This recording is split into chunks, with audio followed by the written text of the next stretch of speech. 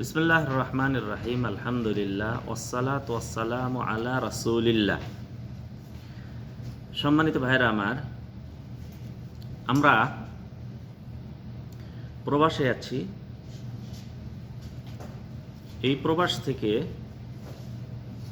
একটা জিনিস আমরা যেন নিতে পারি, যেটা আমরা আরেক প্রবাসে আমার কাজে লাগবে। এই প্রবাস থেকে আরেক প্রবাসে কাজে লাগবে। আর প্রবাস কি? কবর। কবরে গেলে যেন কাজে লাগে। তো সেটা নিয়ে আজকে আমরা আলোচনা করব। আমরা দ্বীনি ইলম কেন শিক্ষা গ্রহণ করব, দ্বীনি ইলম কেন শিক্ষা গ্রহণ করব। এর আগে আমরা আলোচনা করব ইলম শিক্ষা গ্রহণ করা কার উপর ফরজ, এইটা আগে। তো এর আগে আলোচনা করি, ফরজ যদি তরক করি গুনাহ হবে কি? আপনারা তো বলছেন মাশাআল্লাহ। তা ফরজ যদি আমি আদা না করি তাহলে কি হবে? গুনাহ হবে। তো গুনায় পতিত হলে সেখান থেকে আমাদেরকে বের হয়ে আসতে হবে। তো এখন আমরা আলোচনা করি যে জ্ঞান অর্জন করা কার উপর ফরজ। আল্লাহ নবী সাল্লাল্লাহু আলাইহি সাল্লাম বলছেন, জ্ঞান অর্জন করা সকল মুসলমানের উপর ফরজ। কার উপর ফরজ? সকল মুসলমানের উপর ফরজ। কতটুকু ফরজ? জ্ঞান তো অনেক বড়, বিশাল। তো কতটুকু আমার উপর ফরজ, সবার উপর ফরজ, এতটুকু আমাদের জানতে হবে। তো আমরা যদি যাই,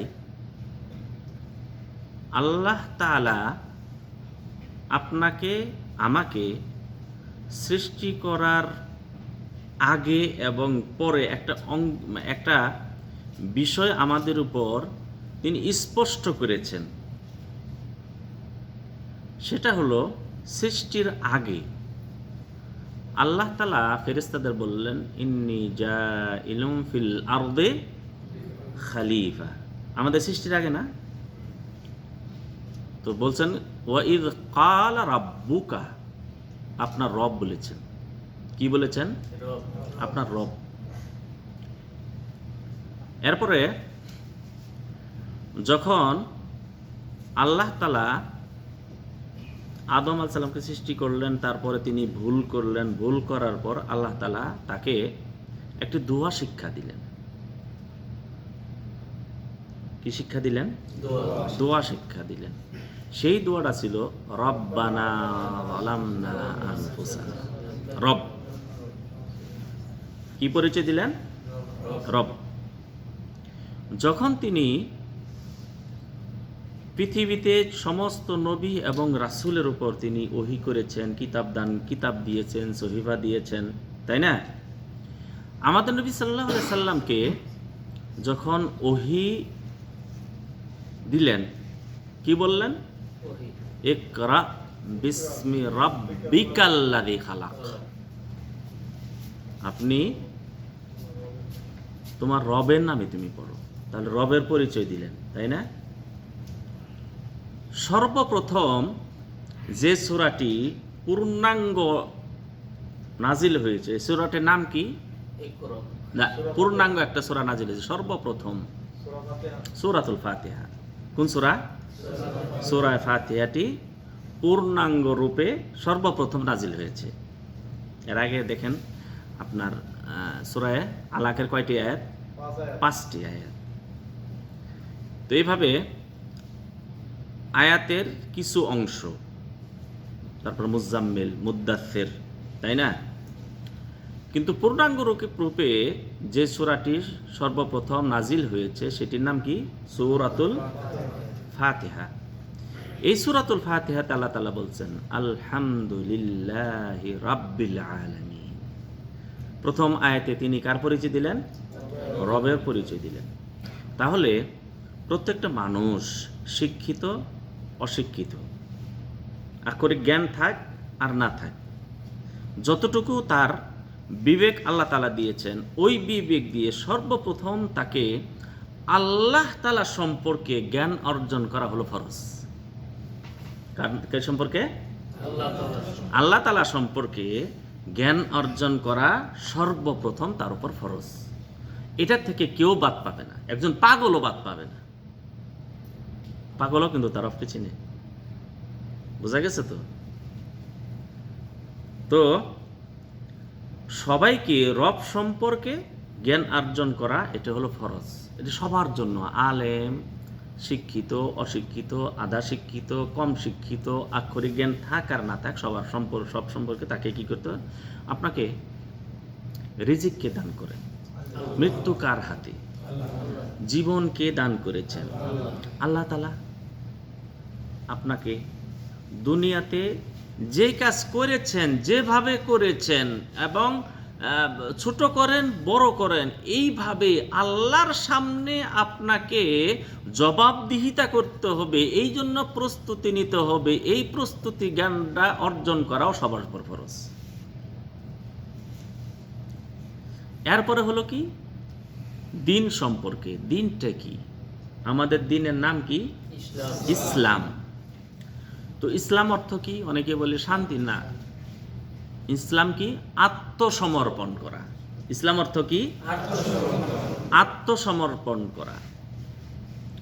তো মুসা আলাইহিস সালাতু ওয়াস সালামের সাথে যে দ্বন্দ্ব ছিল ফেরাউনের, এই ফেরাউন সাগরে ডুবে মরেছে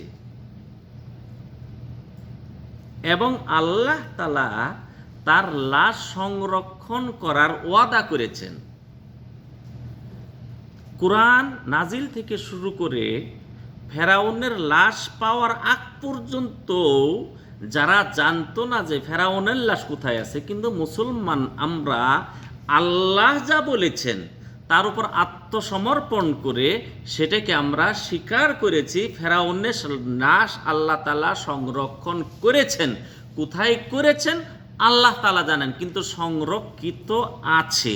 তাহলে আমরা আল্লাহর উপর ওই বিষয়টাকে ন্যস্ত করে আমরা বিশ্বাস স্থাপন করেছি এবং আত্মসমর্পণ করেছি। আল্লাহ, তুমি বলেছ মুসা আলাইহিস সালাতু ওয়াস সালামের সাথে ওই দিনের যে বিষয়টি ঘটেছিল, সংগঠনটি ঘটেছিল, সেই দিন সাগরকে তুমি রাস্তা রাস্তা করে দিয়ে মুসা আলাইহিস সালাতু ওয়াস সালাম এবং তার সাথীদেরকে তুমি পার করে নাজাত দিয়েছিলে এবং তার যে দুশমন, তাদের যে দুশমন, এই দুশমনকে সাগরে ডুবিয়ে মেরেছিল আল্লাহ তুমি। এবং মৃত্যুর আগে সে বলেছিল যে আমি বানি ইসরাইল যেই রবের প্রতি ঈমান এনেছে সেই রবের প্রতি আমি ঈমান আনলাম।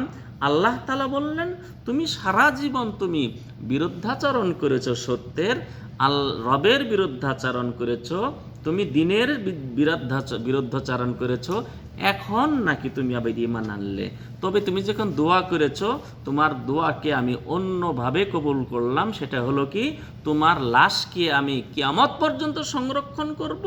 এই জন্য সংরক্ষণ করব যাতে করে তুমি একটা নিদর্শন হয়ে থাকো কিয়ামত পর্যন্ত। তোমার মতো যারা করবে তো তাদের অবস্থা তোমার মতোই হবে। তাহলে আমরা আত্মসমর্পণ করেছি না? করেছি আল্লাহর কাছে আত্মসমর্পণ। 5 ওয়াক্ত সালাত কেন আদায় করতে হবে আমরা কেন কখনোই প্রশ্ন করি না। আল্লাহ তাআলা আমাদেরকে 5 ওয়াক্ত সালাত দিয়েছেন, 5 ওয়াক্ত সালাত আমরা আদায় করে থাকি। কেন আমরা ফজরের সময়, ঠান্ডার সময়, গরমের সময়, সবচেয়ে শীতলের সময় যে সালাতটা আদায় করি সেটা হলো ফজরের সালাত। শান্তির সময় কেন 2 রাকাত হবে, সবচেয়ে কম কেন হবে? এই প্রশ্নটা আমাদের কাছে নাই। কেননা আমরা মুসলিম, আমরা আল্লাহর কাছে আত্মসমর্পণ করেছি। আসলামতু লিরাব্বিল আলামিন, রব্বুল আলামিনের কাছে আমরা আত্মসমর্পণ করেছি। তাহলে ইসলামের শব্দের অর্থ কি? আত্মসমর্পণ করা। তাহলে আমাকে ইসলাম সম্পর্কে এমন কিছু বিষয় আছে যে বিষয় না জানলেই নয়। এটা এই ইসলামের এই বিষয়গুলি জানা সবার উপর ফরজ। সবার উপর কি ফরজ? সালাত কয় রাকাত এটা আপনাকে জানতে হবে। সালাত কয় ওয়াক্ত এটা আপনাকে জানতে হবে, ফরজ আপনার উপর। সালাতের আগে কি প্রয়োজন রয়েছে, ওযু কিভাবে করবেন সেটা জানা আপনার উপর কি ফরজ। সেটা কি আপনার উপর কি ফরজ। হালাল উপার্জন করা এটা আপনার উপর ফরজ, হারাম উপার্জন করা আপনার উপর হারাম, এই হারামটা জানাও আপনার উপর ফরজ। প্রাথমিক যে বিষয়গুলি, এই বিষয়গুলি জানা আপনার উপর কি ফরজ। আরও একটি ফরজ রয়েছে রাসূল সাল্লাল্লাহু আলাইহি সাল্লাম সম্পর্কে জানা। অনেকেই আছি রাসূলের বাপের নাম কি জানি না, রাসূল বাপের নাম কি জানি না, মায়ের নাম কি জানি না, কোথায় জন্মগ্রহণ করেছেন জানি না। না, আমাকে এই বিষয় সম্পর্কেও জানতে হবে। কেন জানতে হবে? সার্বিক জীবনে আপনি যা করেছেন এই তিনটে জিনিস সম্পর্কে আপনি কতটুকু জেনেছেন এই সম্পর্কে আপনাকে প্রশ্ন করা হবে কবরে। সেটা হলো কি মান রাব্বুকা মা দীনুকা এবং অমান নাবিয়ুকা। এই তিনটে আপনাকে প্রশ্ন করতে হবে। এই প্রশ্নের অর্থ হলো কি, এই যে মুসলমানকে কবরে, আসলে কবরে কয়টি প্রশ্ন করা হবে আপনারা বলবেন? আপনারা কয়টা? সবাই একমত? জি, কেউ বলছেন 3টা, কেউ বলছেন 4টা। ঠিক আছে, 3টে প্রশ্ন সবাইকে করা হবে, কিন্তু 4টে প্রশ্ন মুসলমানকে করা হবে। কাকে? মুসলমানকে করা হবে। শেষ প্রশ্নটা হবে আনন্দের প্রশ্ন। কি প্রশ্ন? আনন্দের প্রশ্ন, আপনাকে সুসংবাদের প্রশ্ন, আশ্চর্যের প্রশ্ন করবে, আপনাকে সম্মানের জন্য প্রশ্ন করবে যে তুমি এগুলি কিভাবে জেনেছ, তুমি এগুলি কিভাবে জেনেছ। আমি কোরআন পড়েছি। কি পড়েছি? কোরআন পড়েছি, রাসূলের সুন্নাত থেকে আমি জেনেছি। তাহলে আপনি যদি নাই জানেন, তার অর্থ হলো কি ওই 3টে প্রশ্ন আপনার দ্বারা হবে না। ওই 3টে প্রশ্নের উত্তর আপনার দ্বারা হবে না। হাদিস দ্বারাই বোঝা যায়। কেন? আপনি যখন উত্তর দিবেন আমার রব আল্লাহ, আমার দিন ইসলাম, আমার নবী মুহাম্মদ সাল্লাল্লাহু আলাইহি ওয়াসাল্লাম, এটা তারপরে জিজ্ঞেস কেমনে জেনেছো? আমি পড়েছি, জ্ঞান অর্জন করেছি। আপনি যদি জ্ঞান অর্জন না করেন,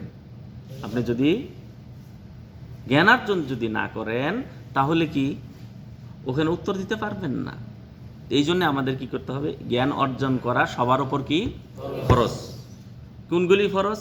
এখন আমি মোজার উপর মাসাহ করতে পারবো, এটা জানা আমার জন্য ফরজ। কিন্তু আমি কিভাবে পড়বো, কয় দিন, কখন থেকে শুরু হবে, এটা আমি আলেম উলামাকে জিজ্ঞাসা করব। এটা কি করব? আলেম উলামাকে জিজ্ঞাসা করব। আমি সফর অবস্থায় ফরজ রোজা আমি ছাড়তে পারবো, কিন্তু কোন সফরে, কতটুকু সফর করলে, কতটুকু ক্লান্তি হলে, এবং ওই সফরে আমি রোজা রাখলে কি সব বেশি হবে, না রাখলে সব, এটা আমি আলেমকে জিজ্ঞাসা করব। কিন্তু প্রাথমিক যেটা সেটা আমাকে জানতেই হবে। এটা সবার উপর কি ফরজ, সবার উপর কি ফরজ। ঠিক আছে, তাহলে জ্ঞান অর্জন করা সবার উপর কি ফরজ। যতটুকু আলোচনা করেছি সবার কি মুখস্থ হয়েছে ইনশাআল্লাহ? নাকি কিছু ছেড়ে গেলে চলবে না? ঠিক আছে, এরপরে হলো আমাদের যে বিষয়টি, সেটা হলো আমরা কেন জ্ঞান অর্জন করব। জ্ঞান অর্জন করব? আল্লাহ তাআলা কোরআনে বলছেন রাব্বি জিদনি ইলমা। এখানে বলবেন অর্থটা কি, যারা পারবেন 3 জনের কাছে শুনবো অর্থ কি। রাব্বি জিদনি ইলমা, এখানে বলেন কে পারবেন? হাত উঠান, বলেন। আল্লাহ তুমি আমাদের সর্বোচ্চ জ্ঞান দান করো। একজন বলছে। আর আছে কেউ এখানে? না, ওখানে পরে আসছি। এখানে আরো কেউ আছে? একজনই আছে। কেউ আরো? তুমি আমাকে আরেকজন? হ্যাঁ, 3 জন বলছেন। আপনাদের এখানে হাত ওঠান আগে, বলেন। আর হাত উঠায় রাখেন। আর কে? জি, আপনি বলেন। হ্যাঁ, তুমি আমাকে জ্ঞানে বৃদ্ধি করো, আমাকে জ্ঞানে বৃদ্ধি করো, অর্থাৎ আমি জ্ঞান অর্জন জ্ঞানের মাধ্যমে তুমি আমাকে উঠাও, মর্যাদা দাও, আমাকে তুমি বৃদ্ধি করো। যে যত জ্ঞান অর্জন করেছে, দেখবেন একটা অফিসে মিশরীয় আছে, সৌদি নাগরিক আছে, সুদানের নাগরিক আছে, ইন্ডিয়ান আছে, পাকিস্তানি আছে, তার ভিতরে সেখানে বড় চেয়ারটা নিয়ে বসে আছে একজন বাংলাদেশি। কারণটা কি? তাকে কে উঠিয়েছে ওখানে? জ্ঞান তাকে উঠিয়েছে। ওই চেয়ারে কে উঠিয়েছে? জ্ঞান তাকে উঠিয়েছে। আল্লাহ তাআলা বললেন, রাব্বি জিদনি ইলমা, আল্লাহ তুমি আমাকে এলেম দ্বারা বৃদ্ধি করো, এলেম দ্বারা মর্যাদা দাও। তাহলে যত জ্ঞান অর্জন করবেন আপনি মর্যাদা পাবেন। কি পাবেন? মর্যাদা পাবেন। তাহলে জ্ঞান কেন অর্জন করব? জ্ঞানের মাধ্যমে আল্লাহ তাআলা সম্মানিত করবেন। জ্ঞানের মাধ্যমে কি করবেন? তিনি সম্মানিত করবেন। তাহলে জ্ঞান এই জন্য অর্জন করব। আর একটা হলো আল্লাহ তাআলার নির্দেশ সর্বপ্রথম হইতে তিনি বলছেন, ইকরা বিসমি রাব্বিকাল্লাযী খালাক, আপনি জ্ঞান অর্জন করেন। তাহলে এই আয়াতটা যদি আপনি পড়েন, কখন নাজিল হয়েছে? কখন নাজিল হয়েছে? যেই সময়কালে কন্যা সন্তান হলে পুঁতে ফেলতে হতো জীবন্ত। কন্যা সন্তান কি করত? জীবন্ত পুঁতে ফেলা হতো। যেই সময়কালে মক্কা ঘরে 360টি মূর্তি রয়েছে, তাই না? এর চেয়ে বড় অপরাধ আর কি হতে পারে? কিন্তু আল্লাহ তাআলা কি বললেন? ইকরা বিসমি রাব্বিকাল্লাযী খালাক, জ্ঞান অর্জন করেন। তো এত কিছু থাকতে, এত দুরাচার চলছে, আল্লাহর সাথে পৃথিবীর শ্রেষ্ঠতম জায়গায়, সেখানে আল্লাহর সাথে শিরিক করা হচ্ছে, এবং মক্কার ঘরের চারপাশে মানে চতুর্দিকে উলঙ্গ হয়ে যেখানে তওয়াফ করা হচ্ছে, সেই সময় আল্লাহ তাআলা বলেন, ইকরা বিসমি রাব্বিকাল্লাযী খালাক। এত বড় বড় বিষয়ের কথা কেন বললেন না? কেন বললেন না? আপনি জ্ঞান অর্জন না করলে এগুলি অপসরণ কখনোই আপনি করতে পারবেন না। কি করতে পারবেন না? পারবেন না। আপনার এলাকাতে শীতের সময় মেলা হবে, সেই মেলাতে জোয়ার আসর বসে, নগ্ন নাচ হয়, নাচ গান। আপনি সহ্য করতে না পেরে লাঠি একটা নিয়ে সেখানে গিয়ে কয়েকটাকে পিটাইয়েছেন, পিটানোর পর আপনি আর বাড়ি ফিরতে পারেননি। তাই হবে না? আল্লাহ তাআলা কিন্তু এই পদ্ধতি বললেন না। অনেক দিন রাত্রিতে তুফান হয় না? অন্ধকার রাত্রি থাকে না? রাসূল সাল্লাল্লাহু আলাইহি সাল্লামকে নির্দেশ দেন নাই, রাসূলও নির্দেশ দেন নাই যে ওই যে মূর্তিগুলো ভেঙে আসো রাত্রিতে। বলেছেন কখনো? না। আপনি কি করলেন? ওখানে এবার হচ্ছে, আপনি জ্ঞান অর্জন করেছেন, ইকরা বিসমি রাব্বিকাল্লাযী খালাক, ওখান থেকে আপনি পন্থাটা আপনি নিয়েছেন। সেটি হলো কি? আপনি এবার লাঠি নেননি, জ্ঞানের লাঠি আপনি নিয়েছেন। আপনি কি করলেন? এবার আপনার চাচাতো ভাই আরও কয়েকজনের সাথে পরামর্শ করলেন যে কি করা সম্ভব। ছোট্ট একটি বৈঠক করলেন। কি করলেন? ছোট্ট একটি বৈঠক করলেন। করার মাধ্যমে আপনি সেখানে একটা পরামর্শ করলেন, একটি পরিকল্পনা করলেন। এবার আপনার সাথী হয়েছে কয়জন? 10 জন। সামনের বার পরামর্শ করলে কয়জন হবে? 20 জন। তারপর দেখা গেল এমন পরিস্থিতি হবে যে যখন আপনি ডাক দেওয়ার সাথে সাথে আপনি 1 কিলোমিটার দূরে যে অনুষ্ঠানটা হচ্ছে, আধা কিলোমিটার যাওয়ার সাথে সাথে খবর হয়ে যাবে, সেখানে গিয়ে হারিকেন ছাড়া কিছু পাবেন না, তাই না?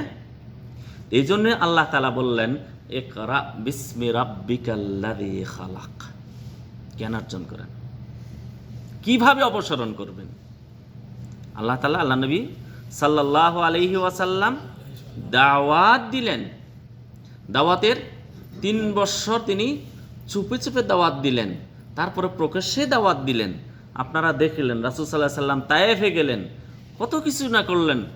এরপরে রাসূল সাল্লাল্লাহু আলাইহি সাল্লামকে দেশ থেকে বিতাড়িত হতে হলো। তারপরে মদিনায় গেলেন। মদিনায় গিয়ে কি তিনি লাঠি দেখাইছেন? না, পরিকল্পনা করেছেন ইকরা বিসমি রাব্বিকাল্লাযী খালাক। সেখানে গিয়ে তিনি রাষ্ট্রকে শক্তিশালী করলেন। তারপরে হুদাইবিয়ার সন্ধি, হুদাইবিয়ার সন্ধিতে তিনি কি করলেন না, তাদের সাথে ওরা যা বললেন বেশি বাগবিতণ্ডা করলেন না। কি করলেন না? করলেন না। তারপরে কি হলো? তারপরে কি হলো? 8ম হিজরিতে মক্কা বিজয়ী হলো। যা আল হাক্ক ওয়া যাহাকাল বাতিল ইন্নাল বাতিলা কানা যাহুকা। তাহলে জ্ঞান অর্জন আপনাকে কিভাবে জ্ঞান অর্জন করতে হবে, আপনি এই আয়াত থেকে আপনি নিয়ে নেবেন। তাহলে জ্ঞান অর্জন কেন করব? আল্লাহ তাআলা সর্বপ্রথম নির্দেশ ছিল আমাকে আপনাকে জ্ঞান অর্জন করতে হবে। এই জন্য কি করব? জ্ঞান অর্জন করব। আল্লাহ নবী সাল্লাল্লাহু আলাইহি সাল্লাম বলছেন, কেউ যদি জান্নাতের সহজ পথ পেতে চায়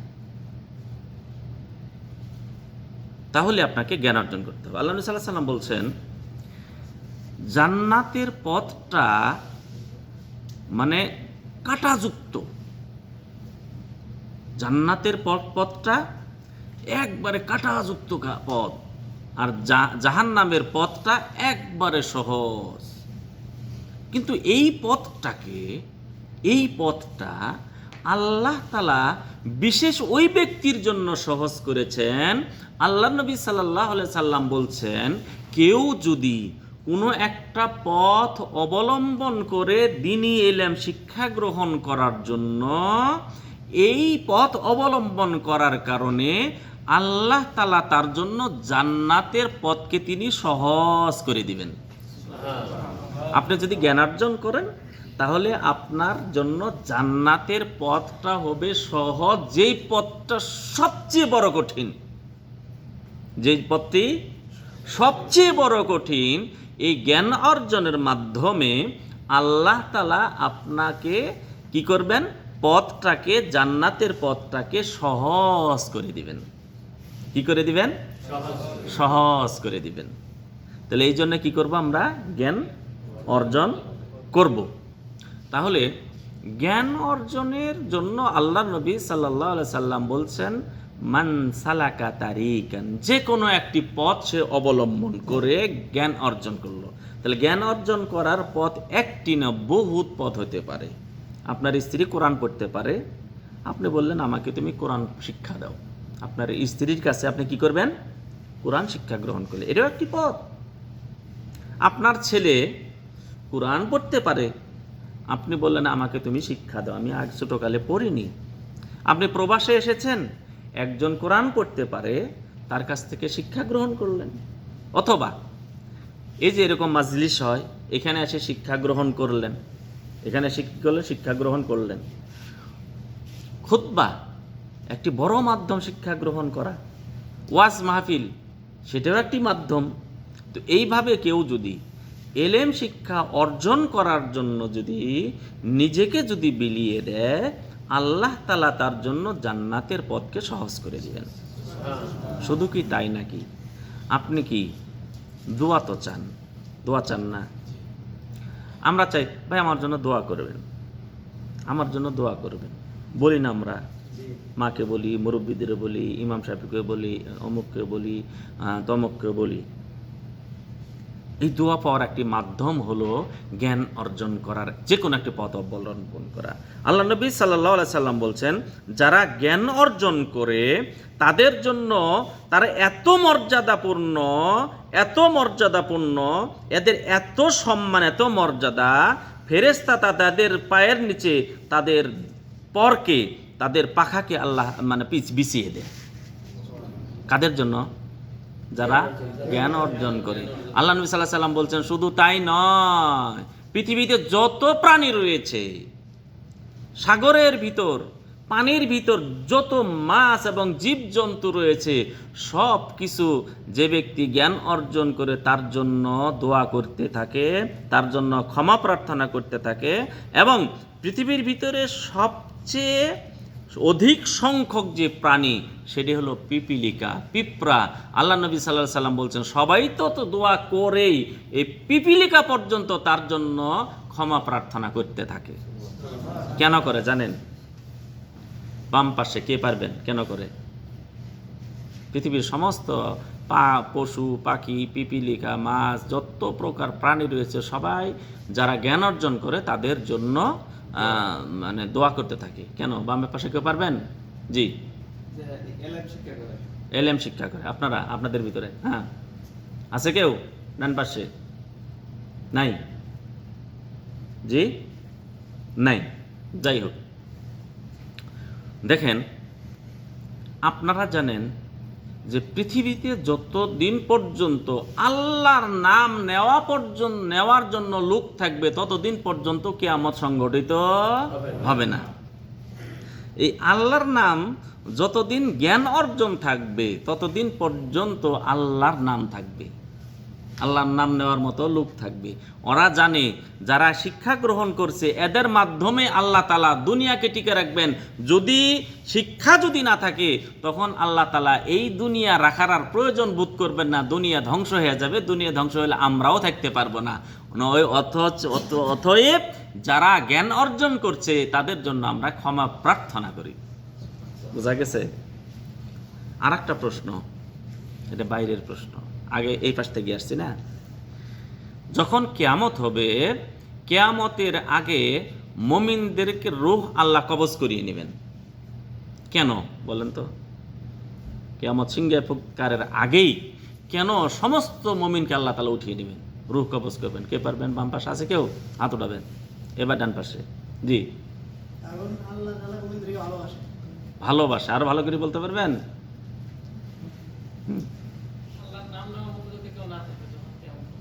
না, আল্লাহর নাম যখন থাকবে না, তখনই তো তাদের উপর কিসের জন্য আল্লাহ তাআলা মুমিনের রূহ কবজ করবেন? মুমিনের রূহ এমন করে কবজ করা হবে, যার ভিতরে সরিষাপরের ঈমান আছে, তাকেও তিনি দুনিয়াতে রাখবেন না। সে যদি একটা বাতাস আসবে, সেই বাতাস, শীতল বাতাস তাকে ধরবে, আর ওই শীতল বাতাসে সে মৃত্যুবরণ করবে। সে যদি পাহাড়ের ভিতরে যাবে, যেখানে যাবে সেখানেই গিয়ে তাকে রূহ কবজ করবে। বলেন, যাতে জ্ঞান অর্জনের মতো কেউ না থাকে। না, এটা তো হলো না। আমি প্রশ্নটা ছিল অন্যরকম। আল্লাহ তাআলা সমস্ত মুমিনকে কিয়ামতের আগে কেন উঠায় নেবেন? সিংহা ফুৎকার আগে কেন উঠায় নেবেন? কেন জানেন? আল্লাহ তাআলা বলছেন যে সিংহা ফুৎকারটা এমন ভয়াবহ হবে যে মায়ের পেটে যে দুধ পান করাইতেছে তাকে ভুলে যাবে, এটাকে ভুলে না মা। এবং গর্ভপাত হয়ে যাবে, বলতেই পারে, জানবেই না যে তার গর্ভপাত হয়। গর্ভপাতের যে এত কষ্ট, এই কষ্টটাও কিন্তু তার কাছে মনে হবে না। তাহলে কিয়ামতের ভয়াবহতাটা কত বড় ভয়াবহ হবে, কত কষ্টকর হবে। এমন কি আল্লাহ তাআলা বলছে, ছোট একটা বাচ্চা ওই ভয়াবহ দেখে, ওই ভয়াবহতে সে বৃদ্ধ হয়ে যাবে। কি হয়ে যাবে? বৃদ্ধ হয়ে যাবে। তার চুল টুল পেকে যাবে। এত ভয়াবহ হবে। তা আল্লাহ তাআলা মুমিনদের এত ভালোবাসেন, যাতে করে মুমিনদেরকে দুনিয়াতে ওই ভয়াবহতার ভিতরে পড়তে না হয়। এই জন্য আল্লাহ তাআলা দয়া করে সমস্ত মুমিনকে আগেই উঠিয়ে নেবেন। ওই ভয়াবহ পরিস্থিতির ভিতরে মুমিনদেরকে আল্লাহ রাখবেন না। এই জন্য কি কিয়ামতের আগে সমস্ত মুমিনকে তিনি মৃত্যু দান করবেন। এত ভয়াবহ চিত্র হবে, ওই ভয়াবহ চিত্র যেন মুমিন যেন না দেখে, মুমিন যেন ঘাবড়ে না যায়, এই জন্য তিনি কি করবেন? এই ব্যবস্থা করবেন। আল্লাহু আকবার। তো আমরা কেন জ্ঞান অর্জন করব? আমাদের জন্য ওরা দোয়া করবে, সবাই দোয়া করবে। আরও কেন জ্ঞান অর্জন করব, একটা হাদিস, লম্বা হাদিস আমি সংক্ষিপ্ত করছি। আল্লাহ নবী সাল্লাল্লাহু আলাইহি সাল্লাম বলছেন, কিছু ফেরেশতা আছে, সেই ফেরেশতাদের পেশা হলো সাইয়াহিন, তারা ঘুরে বেড়ায়। পেশা কি? ঘুরে বেরিয়ে যেখানে জিকিরের মজলিস, শিক্ষার মজলিস, তালিমি মজলিস, ওই মজলিসে যখন পেয়ে যায় তখন একদল আর এক দলকে ডাকতে থাকে, এদিকে এসো, পেয়ে গেছি, এসো এসো, চলে এসো, এদিকে এসো, আমাদের মজলিস আমরা কি পেয়ে গেছি। তখন তারা আসার পরে চারপাশ থেকে বেষ্টন করে থাকে। হাদিসে এসেছে যে আল্লাহ তাআলা তাদেরকে রহমত, তাদেরকে ঢেকে নেয়, রহমত তাদেরকে ঢেকে নেয়, তাদের উপর শান্তি বর্ষণ হতে থাকে, ফেরেশতারা চারপাশ থেকে বেষ্টন করে থাকে, এবং আল্লাহ তাআলা তার যে সংসদ আছে, মানে বড় বড় ফেরেশতা আছে, তাদের সামনে তাদের নামগুলো উল্লেখ করে থাকে। ঠিক আছে? তো ফেরেশতারা, ওই যে একদল ফেরেশতা এসে, যে একদল তো বেষ্টন করে আছেই, এদের কাজ হলো আলাদা, আর ওই ফেরেশতাদের কাজ হলো এসে নাম লিস্ট করা। এসে কি করা? নাম লিস্ট করা। ওই নাম লিস্ট করার পরে আল্লাহর কাছে মজলিস যখন শেষ হয়ে যায়, আল্লাহর কাছে লিস্টগুলি জমা দেওয়া হয়। কি জমা দেওয়া হয়? লিস্টগুলি জমা করার পর আল্লাহ তাআলা তাদেরকে জিজ্ঞাসা করেন, কি অবস্থায় পেয়েছো?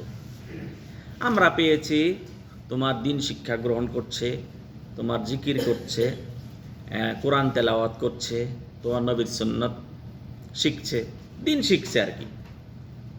তো বলছে কেন শিখছে? তোমাকে পাওয়ার জন্য। আর কি? জান্নাত পাওয়ার জন্য। আর কি? জাহান্নাম থেকে মুক্তি পাওয়ার জন্য। তারা আমাকে দেখেছে, বলছে না। জান্নাত? বলছে তাও না। জাহান্নাম? তাও দেখেনি। দেখলে কি অবস্থা হতো? তার দেখলে তো তাদের আগ্রহ আরো বেশি হতো, আরো বেশি এই কাজ করতো। আল্লাহ তাআলা বলবেন, ফেরেশতারা তোমাদেরকে সাক্ষী রেখে বলছি, যাদের লিস্ট তুমি আমাদের কাছে জমা দিলে তাদের সবাইকে আমি ক্ষমা করে দিয়েছি। তখন ফেরেশতারা বলবেন, আল্লাহ আপনার কাছে প্রশ্ন করা তো আমার সমীচীন নয়। কিছু লোক এসেছে, তারা কিন্তু আসলে ওই দার্সের জন্য আসেনি, ওই এলেমের মজলিসে আসেনি, অন্য কাজে এসে বসে পড়েছে, অন্য কাজে এসে বসে পড়েছে। অনেকে আছি আমরা, ভাই দার্সে আসছে, কেমনে ডাকি, বসলাম, শেষ হোক পরে নিয়ে যাবো ডাকি, একটা প্রয়োজন ছিল, আরো অনেক প্রয়োজনে আসতে পারে মানুষ। তো আল্লাহ নবী সাল্লাল্লাহু আলাইহি সাল্লাম বলেন, আল্লাহ তাআলা বলবেন, ফেরেশতারা তোমাদেরকে আবার সাক্ষী রাখছি, তারা যখন ভালো মানুষের সাথে বসেছে, এই ভালো মানুষের সাথে বসার কারণে তাদেরকেও আমি ক্ষমা করে দিয়েছি। তাহলে এই মজলিসে যারা আসে তাদেরকে আল্লাহ তাআলা ভালো মানুষ বলে সার্টিফিকেট দান করেছেন। কার সার্টিফিকেট পেলাম আমরা? আল্লাহ তাআলার। এবং যারা মজলিসে আসলেন তাদেরকে আল্লাহ রাব্বুল আলামিন পরশ পাথর বলে আখ্যায়িত করলেন। এমন পরশ পাথর, ওই পরশ পাথর কাছে বসার কারণে গুনাহগার ব্যক্তি, যে ব্যক্তি অন্য কাজে এসেছে, তাদেরকেও আল্লাহ রাব্বুল আলামিন এই পরশ পাথরের ছোঁয়াতে তাদেরকেও আল্লাহ রাব্বুল আলামিন একবারে মাফ করে দিয়েছেন। এবং এই মজলিসে বসার পর থেকে যখন মানুষ উঠে যায়, আল্লাহ তাআলা একটা আহ্বান করেন। আহ্বান কি বলেন? কুমু, তোমরা উঠো, তোমরা চলে যাও, মাগফুরাল লাকুম, তোমাদেরকে ক্ষমা করে দেওয়া হয়েছে। তোমাদের কি করে দেওয়া হয়েছে? ক্ষমা করে দেওয়া হয়েছে। এই মজলিসের এলেমের এত গুরুত্ব, এলেমের অর্জনের এত গুরুত্ব, এই জন্য আমরা কি করব? এলেম অর্জন করব।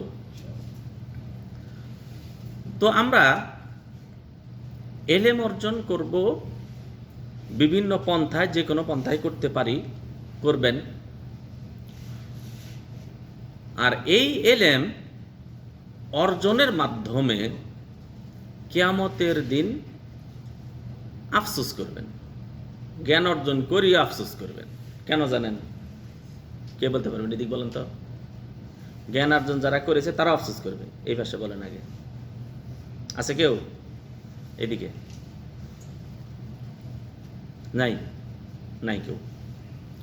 শোনেন, যারা বিবাহ করেছে তাড়াতাড়ি সেও আফসোস করে, যে দেরিতে করছে সেও আফসোস করে। কেন করে জানেন? আরো 2 বছর কেন আগে করলাম না, কেন আরো 2 বছর আগে করিনি। বুঝতে পারছেন তো? তো যারা জ্ঞান অর্জন করেছে তারা আফসোস করবে, হায় আমি যদি আরো জ্ঞান অর্জন করতাম, আল্লাহ তাআলা আমার মর্যাদা আরো বৃদ্ধি করে দিতেন। আল্লাহ তাআলা জান্নাতে যাওয়ার পর বান্দাদের বলবেন, বান্দা তুমি একটা করে আয়াত পাঠ করো, আর একটা করে মর্যাদা তোমার বৃদ্ধি হবে, তুমি উপরে উঠবে। তোমার কোরআনের আয়াত যেগুলি তুমি তেলাওয়াত করেছো, যেগুলি তুমি আমল করেছো, যেগুলি তুমি মুখস্থ করেছো এবং তুমি হেফজ করেছো এবং যেগুলি আমল করেছো, ওই তোমার তেলাওয়াতও শেষ, তোমার মর্যাদা উঠাও শেষ। ওখন আফসোস করবো, আল্লাহ আমি যদি আর 5টা আয়াত যদি পড়তাম, আর 5টা আয়াত যদি মুখস্থ করতাম, আর 5টা আয়াত যদি আমল করতাম, আমার মর্যাদা আরো 5টা মর্যাদা বৃদ্ধি হতো। বোঝা গেছে তো? জ্ঞানার্জন যারা করেছি তারাও কি করবে? আরো আফসোস করবে। আফসোস কোন আফসোস? এটা আনন্দের আফসোস। ওই যে ফেরেশতা আনন্দ পেয়ে প্রশ্ন করবে, তুমি যে 3টে প্রশ্নের উত্তর দিতে পারলে, তুমি যে কি করলে 3টে প্রশ্নের উত্তর সঠিক সঠিক দিতে পারলে, তুমি কেমনে জানছো বলো তো দেখি। আনন্দ কি করবে? আনন্দ প্রশ্ন করবে। ওই আনন্দেই মুমিন উত্তর দেবে, আমি কোরআন পড়েছি, আমি সুন্নাহ পড়েছি, সেখান থেকে আমি জেনেছি যে আজকে আমাকে 3টি প্রশ্ন করা হবে, আর এই 3টে প্রশ্নের উত্তর দিতে পারলে আমার জীবন হবে সৌভাগ্যময়, আমার জীবন হবে সুখময়, আমি পাবো জান্নাত, আমি জাহান্নাম থেকে মুক্তি পাবো। এই জন্যে আমি লেখাপড়া করেছিলাম, এই জন্য আমি দ্বীনি ইলম শিক্ষা গ্রহণ করেছিলাম।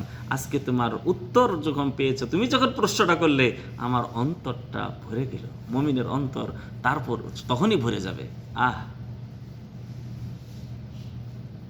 তাহলে জ্ঞান অর্জন আমাদের কি করতে হবে? করতে হবে। আমরা অনেকেই আছি জ্ঞান অর্জন থেকে অনেক অনেক দূরে, আমি এবং আমার পরিবার। অনেকেই মনে করি যে আমার পরিবারকে বাড়িতে হুজুর রেখেছি, কোরআন পড়ায় যাইতো, আমি তো দায়িত্ব পালন করেছি, তাই না?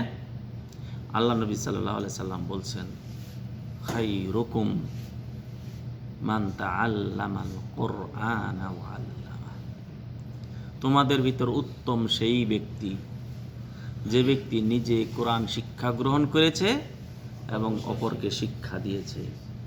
আপনি বলবেন, ভাই আমি তো এত কিছু পারি না, আমি তো এত কিছু পারি না। আপনি নামাজ আদায় করে সালাত আদায় করেন না? সালাত আদায় করতে গেলে কয়টা সূরা পড়ি আমরা? কমপক্ষে 5টা সূরা তো মুখস্থ আছে। হ্যাঁ, আপনি যদি ওই শ্রেষ্ঠ ব্যক্তি হতে চান, ওই 5টা আয়াত 5টা সূরা আপনার সন্তানকে শিক্ষা দিন, আপনার স্ত্রীকে শিক্ষা দিন।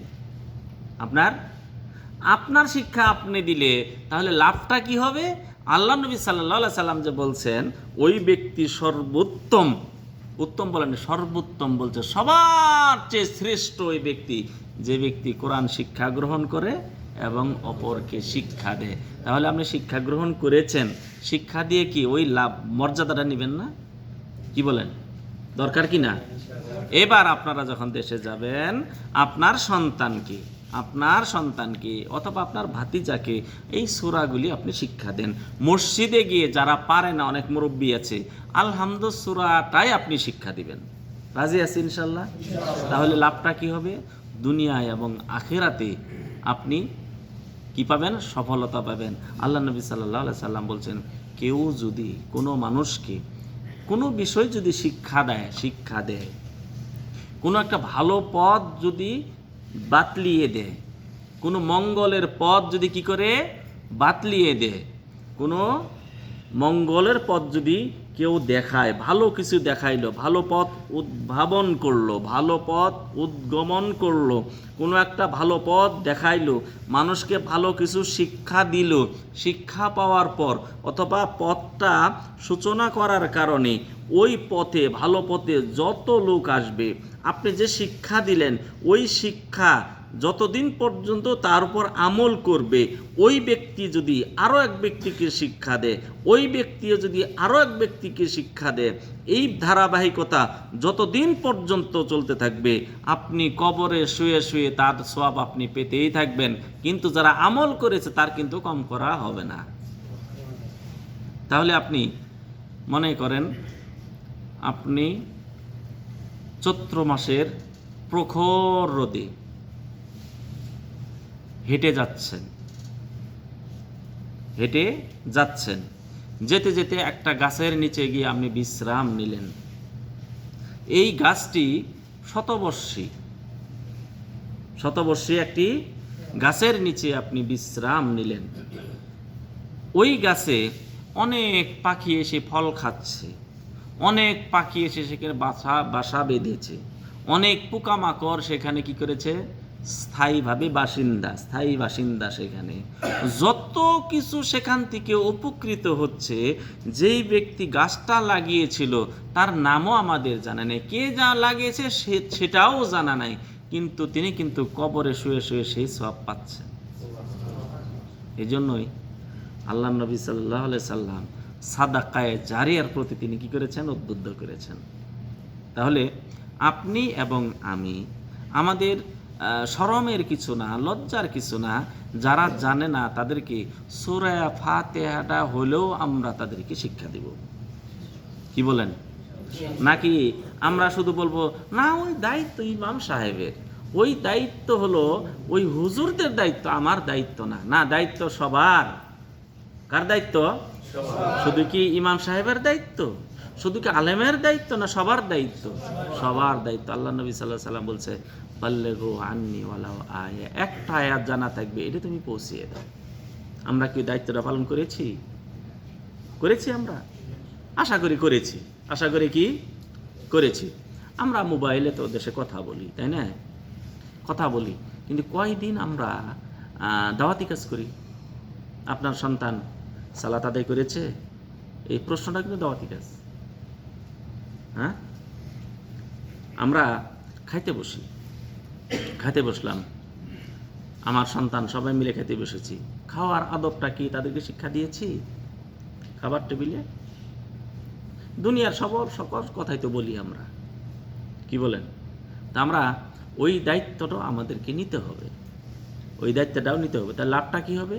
আপনি মৃত্যুবরণ করবেন কিন্তু আপনি মরবেন না। মৃত্যুবরণ করবেন কিন্তু আপনি কি করবেন না? মরবেন না। আপনি জিন্দা। কেননা আপনার আমলনামা চলতেই থাকবে, কিন্তু আপনি মৃত্যুবরণ করেছেন, আমলনামা মরেনি। এজন্য আপনার সন্তানকে ভালো শিক্ষা দিবেন। আল্লাহ নবী সাল্লাল্লাহু আলাইহি সাল্লাম বলছেন, এক ব্যক্তির মর্যাদা বৃদ্ধি হয়, সে বলবে আল্লাহ আমি মৃত্যুবরণ করেছি, মর্যাদা কেন বৃদ্ধি হলো? বলে এই জন্য বৃদ্ধি হয়েছে, তোমার সন্তান তোমার জন্য দোয়া করেছে। আমরা কি ছেলেদেরকে শিক্ষা দিয়েছি পিতার জন্য দোয়া করতে হবে এবং কোন দোয়াটা করতে হবে? দিয়েছি শিক্ষা? না, শুধু আমার ঔরসজার সন্তান ছাড়াও আরও সন্তান হতে পারে। যারা আপনারা যাদেরকে দিন শিক্ষা দিলেন, একটা আয়াত শিক্ষা দিয়েছেন, একটি সূরা শিক্ষা, সেও আপনার সন্তান।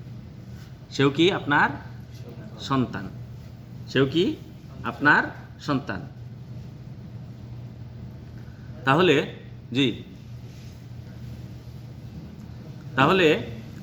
আপনাদের দায়িত্ব হলো শিক্ষা গ্রহণ করবেন এবং শিক্ষা দিবেন। রাজি আছি ইনশাআল্লাহ? শিক্ষা যেমন গ্রহণ করবেন তেমন শিক্ষা দিবেনও। মন থাকবে ইনশাআল্লাহ। আল্লাহ তাআলার কাছে দোয়া করে আল্লাহ তাআলা আমাদের সবাইকে দ্বীনি ইলম সঠিকভাবে শিক্ষা গ্রহণ করে সেই অনুযায়ী আমল করে এবং আমরা যেন অপরকেও শিক্ষা দিতে আল্লাহ তাআলা আমাদের সবাইকে তৌফিক দান করুন। আসসালামু আলাইকুম ওয়া রাহমাতুল্লাহি ওয়া বারাকাতুহু।